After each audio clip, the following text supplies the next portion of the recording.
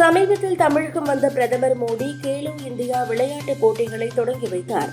மறுநாள் திருச்சி, ராமேஸ்வரம் கோவில்களுக்கு சென்று சிறப்பு வழிபாடு செய்தார்.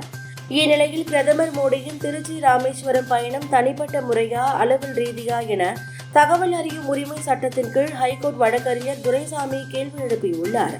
பிரதமரின் போக்குவரத்து செலவு குறித்து விளக்கம் தர வேண்டும் எனவும் கேட்டுள்ளார். சென்னை அண்ணா அறிவாலயத்தில் திமுக தேர்தல் ஒருங்கிணைப்பு குழு கூட்டம் இன்று நடந்தது. இதில் கோவை, சேலம் மாவட்ட நிர்வாகிகள் பங்கேற்றனர்.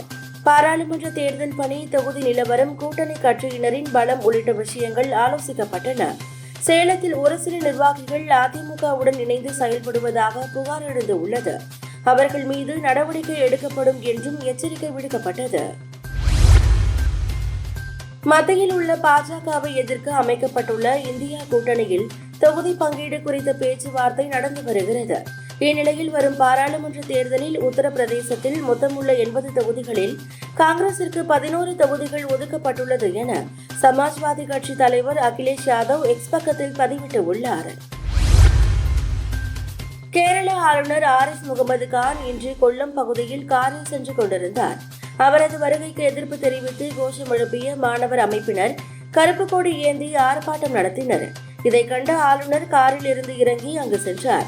நான் இங்குதான் இருப்பேன், உரிய பாதுகாப்பு வழங்குங்கள் என போலீசாரிடம் கூறி தர்ணாவில் ஈடுபட்டதால் அங்கு பரபரப்பு ஏற்பட்டது.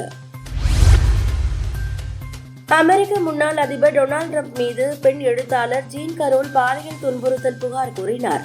இதை மறுத்த டிரம்ப் ஜீன் கரோலை கடுமையாக விமர்சித்தார்.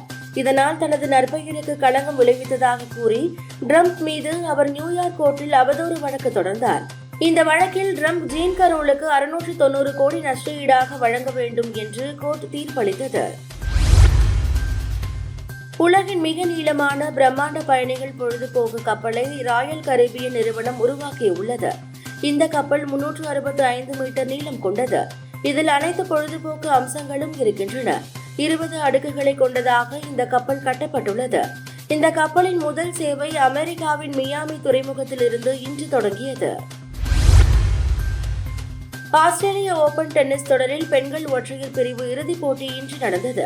இதில் பெலாரஸ் வீராங்கனை அரிசான் சஃபலென்கா சீனாவின் குயின்வின் ஜெங்குடன் மோதினார். இதில் சஃபலென்கா 6-3, 6-2 என்ற நேர் செட்களில் எளிதில் வென்று சாம்பியன் பட்டத்தை கைப்பற்றினார்.